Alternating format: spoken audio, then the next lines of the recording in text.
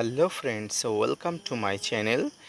দেশ এবং দেশের বাইরে থেকে যারা আজকে আমার ভিডিওটি কন্টিনিউ করেছেন প্রত্যেককে gardener TRIPS with Kamal YouTube চ্যানেলে স্বাগতম। তো ফ্রেন্ডস, ছাদ বাগানে অনেক ফলের মধ্যে সবচেয়ে গুরুত্বপূর্ণ একটি ফল হলো অ্যাপেল চাষ। অ্যাপেল যেহেতু পার্বত্য অঞ্চলের একটি ফল, এই ফলটি বর্তমান সমতলে প্রচুর পরিমাণ হচ্ছে এবং ছাদ বাগানে এটি প্রচুর পরিমাণ ফলনের উপযোগী হয়ে উঠেছে। তো আজকের ভিডিওর আলোচনার বিষয়বস্তু হলো আগস্ট মাসে অ্যাপেল গাছের পরিচর্যা। এই ঘোরতর বর্ষার মধ্যে আপনার অ্যাপেল গাছের কি কি সমস্যা হতে পারে, এই সময় আপনার ছাদ বাগানের গাছের কচি পাতা পচে যাওয়া থেকে শুরু করে বিভিন্ন ধরনের সমস্যা গাছ দেখা যেতে পারে। এই সময় গাছে বিভিন্ন ধরনের ডাল পচনের সমস্যা দেখা যেতে পারে। তো এই সব সমস্যা থেকে গাছকে বাঁচানোর জন্য আপনাকে কি কি করতে হবে, কি কি প্রিভেন্টিভ নিতে হবে, পাশাপাশি এই সময় ছাদ বাগানে কি কি গাছের জন্য খাবার প্রস্তুত করতে হবে, সব কিছু নিয়ে থাকছে আজকের ভিডিওটি। মনোযোগ সহকারে ধৈর্য নিয়ে ভিডিওটি শেষ পর্যন্ত দেখতে থাকুন। পার্বত্য অঞ্চলের ফল হলেও তিনটি প্রজাতি অ্যাপেলের এই সমতলে প্রচুর পরিমাণ হচ্ছে। এর মধ্যে আন্না, গোল্ডেন ডটসেপ এবং HRM99। আপনারা যে গাছটি দেখছেন এই গাছটি হলো HRM99। অত্যন্ত একটি সুন্দর প্রজাতি, যে গাছটি প্রচুর পরিমাণ এই গ্রীষ্মপ্রধান অঞ্চলেও প্রচুর পরিমাণ ফলন দিতে সক্ষম। আপনারা যারা কন্টিনিউয়াসলি আমার ভিডিও দেখেন তারা জানেন আমার এই গাছটিতে অ্যাপেল ধরেছিল, কিন্তু কিছু ত্রুটিগত কারণে সেই অ্যাপেলগুলো রাখতে পারিনি। ঠিক এই জায়গাটায় অ্যাপেলটা ধরেছিল, কিন্তু আপনারা দেখেছিলেন যে অ্যাপেলটা আমি কিছু ত্রুটিগত কারণে হয়তো রাখতে পারিনি, সেটি আমার ফল্ট ছিল। তো ফ্রেন্ডস, এই মুহূর্তে টোটাল ভারতবর্ষে বর্ষা ঢুকে গেছে এবং প্রচণ্ড হারে বর্ষা শুরু হয়েছে। বাংলাদেশেও ইতিমধ্যে প্রচণ্ড হারে বর্ষা শুরু হয়েছে। তো এই বর্ষার সময় ছাদ বাগানের গাছগুলো সবচেয়ে বেশি মারা যায়। সারা বছর ছাদ বাগানের গাছগুলো যত না বেশি মারা যায়, তার থেকে কিন্তু বেশি মারা যায় এই বর্ষাকালে। আর এই যত গাছ মারা যায় তার মধ্যে সবচেয়ে পরিসংখ্যান বলে অ্যাপেল গাছ মারা যাবার সংখ্যা কিন্তু সবচেয়ে বেশি। এর কারণ হলো অ্যাপেল গাছ একটি পার্বত্য অঞ্চলের গাছ।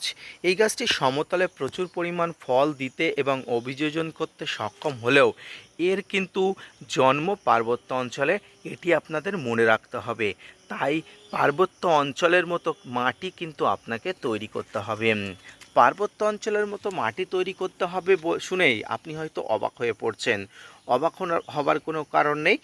এই পার্বত্য অঞ্চলের মাটি বলতে আপনাকে যে মাটি তৈরি করতে হবে, যে মিডিয়াতে আপনি অ্যাপেল গাছ রোপণ করবেন, সেই মিডিয়াটি জাস্ট লাইক এমন করবেন। দেখুন যেমনটি আমার মিডিয়াটি আছে, এই মিডিয়ার মধ্যে আপনারা মাটি যতটা নেবেন ঠিক ততটা পরিমাণ বালি চালা যে গুঁড়ো পাথর আছে আপনারা দেখতে পাচ্ছেন, এই যে পাথরগুলো, এই পাথরগুলো এই ধরনের পাথর মিশিয়ে নেবেন। এই পাথর মিশিয়ে নেওয়ার কিন্তু দুটো উপযোগী কারণ আছে। এই উপযোগী কারণের মধ্যে প্রথম কারণ সেটি হচ্ছে এই পাথুরে মাটির মধ্যে গাছ ভালো বেড়ে ওঠে, কারণ এর কিন্তু জন্ম পাথুরে অঞ্চলে। আর দ্বিতীয়ত হচ্ছে এই মাটিতে কিন্তু জল দাঁড়ায় না। এই মাটির মধ্যে যেমন গাছ খুব সহজেই শিকড় চালনা করে বেড়ে উঠতে পারে, দ্বিতীয়ত এই মাটিতে জল দাঁড়ায় না, যেমন পার্বত্য অঞ্চলে জল দাঁড়ায় না। এর ফলে গাছের শিকড়ের কিন্তু কোনো ধরনের এফেক্ট হয় না। এই দুটি মেন সমস্যা যদি আপনি পাস করতে পারেন, ওভারকাম করতে পারেন, তাহলে দেখবেন আপনার ছাদ বাগানে অ্যাপেল গাছটি ধীরে ধীরে বেড়ে উঠছে। আমার এই গাছটির বয়স 1.5 বছরের কাছাকাছি। গাছটি এবছর প্রচুর পরিমাণ, যেটাকে বলা হয় হেভি ফ্লাওয়ারিং এসেছিলো, কিন্তু সব ফুল থেকেই কিন্তু ফল হয় না। গাছটি যেহেতু এখনও 2 বছরের নিচে বয়স, তাই গাছটিতে ফলন না আসলেও আমি কিন্তু অখুশি নয়, কারণ আমি জানি গাছটিতে প্রথম ফল ধরেছিল মানে গাছটিতে আগামী দিনে প্রচুর পরিমাণ ফল দিতে সক্ষম হবে। তো আপনারা যারা অ্যাপেল গাছ রোপণের জন্য আগ্রহী আছেন তাদেরকে বলবো, নর্মাল মাটির সঙ্গে আপনারা বালি পাথর ভালো করে মিশিয়ে নিয়ে কোনো খাবার না দিয়ে আপনারা বসিয়ে দেবেন ঠিক এই সময়। এই সময়টাই কিন্তু অ্যাপেল গাছ বসিয়ে দেওয়ার উৎকৃষ্ট পরিমাণ সমান। এই সময় অ্যাপেল গাছ বসিয়ে দিলে কিন্তু গাঁই গাঁই করে বেড়ে উঠবে এবং আপনার ছাদ বাগানে অ্যাপেল গাছ কিন্তু আগামী দিনে ফুল এবং ফল ধরার জন্য উপযুক্ত হবে।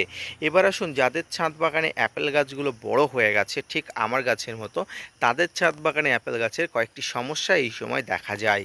প্রথমত ঘোরতর বর্ষা, আর এই ঘোরতর বর্ষাতে কিন্তু ফাঙ্গাস বেড়ে ওঠার জন্য একটা গুরুত্বপূর্ণ সময়।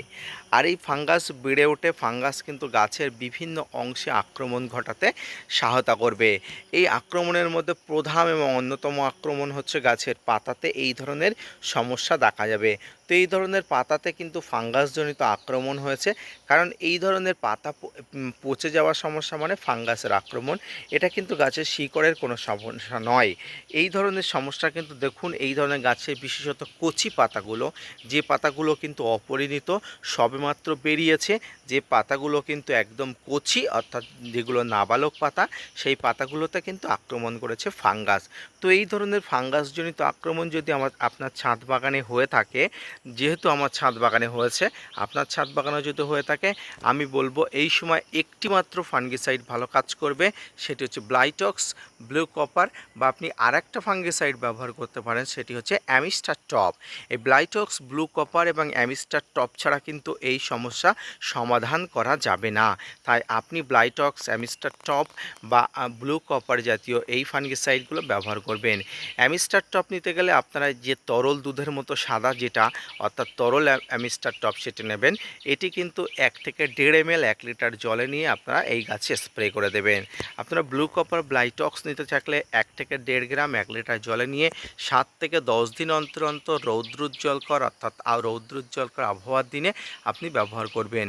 ব্যবহার করার প্রায় 1 থেকে 2 ঘন্টার মধ্যে বৃষ্টি চলে আসলে আপনাকে পুনরায় পরের দিন আবার ব্যবহার করতে হবে। 2 ঘন্টা পরে কিন্তু বৃষ্টি চলে আসলে আর প্রয়োজন নেই। এর পাশাপাশি এই সময় কিন্তু আরও একটি সমস্যা হয়, যে সমস্যাটা আমি ফেস করেছি অ্যাপেল গাছের জন্য, সেটি আপনাদের দেখাই। অ্যাপেল গাছে যে সমস্যাটি আমি দেখেছি সেটি হচ্ছে ডাল পচন, অর্থাৎ এই গাছের কিন্তু ড্রাইব্যাকজনিত একটা সমস্যা দেখা যায়। এই যে ডাল পচনের সমস্যা আপনারা দেখতে পাচ্ছেন, এই ডাল পচনে কিন্তু অনেক ধরনের সমস্যা হয়। এই ডাল পচনে কিন্তু গাছের ড্রাইব্যাক হয়। তো এই ডাল পচনের জন্য কিন্তু গাছে প্রচুর পরিমাণ গাছ মারা যায়। তাই এই গাছটিতে আমি ব্লাইটক্স ফাঙ্গিসাইড দিয়ে দেখুন একদম প্রলেপ দিয়ে দিয়েছি, যাতে গাছে কোনো ধরনের কোনো সমস্যা না হয়। এবার আসি, এই সময় কি গাছের কোনো রকম খাবার দেওয়া যাবে? উত্তর হবে না। বর্ষার আগে অর্থাৎ আগস্ট মাসের আগে জুন জুলাই মাসে গাছের কিন্তু খাবার দেওয়ার কথা ছিল। যদি আপনার এলাকাতে প্রচুর পরিমাণ বর্ষা হয়ে থাকে, তাহলে আপনাকে কিন্তু খাবার দেওয়ার জন্য আমি না দেওয়ার জন্য কিন্তু অনুরোধ জানাবো। কিন্তু যদি আপনার এলাকাতে বর্ষা এসে থাকে, তাহলে কিন্তু আপনি খাবার দেবেন না, এবং বর্ষায় যদি এখনও না ঢুকে থাকে সেক্ষেত্রে আপনি খাবার দিতে পারেন। এক্ষেত্রে নিমখোল, শিংকুচি, হাড়গুঁড়ো, ভার্মিকম্পোস্ট, এসওপি, বাদাম খোল মিশ্রিত যে খাবারটি আপনি আপনার ছাদ বাগানের জন্য প্রস্তুত করে রেখেছিলেন, সেই খাবারটি কিন্তু আপনার ছাদ বাগানে অ্যাপেল গাছে এই আগস্ট মাসে ঘোরতর বর্ষার মধ্যে আপনি দিতে পারেন। তবে আবারও রিপিট করছি, বর্ষা ঢুকে গেলে কিন্তু আপনার ছাদ বাগানে কোনো গাছে খাবার দেওয়া যাবে না, যদি সেটি ফল ধরা গাছ না হয়। সামগ্রিকভাবে এই ধরনের পরিচর্যা কিন্তু করতে হবে।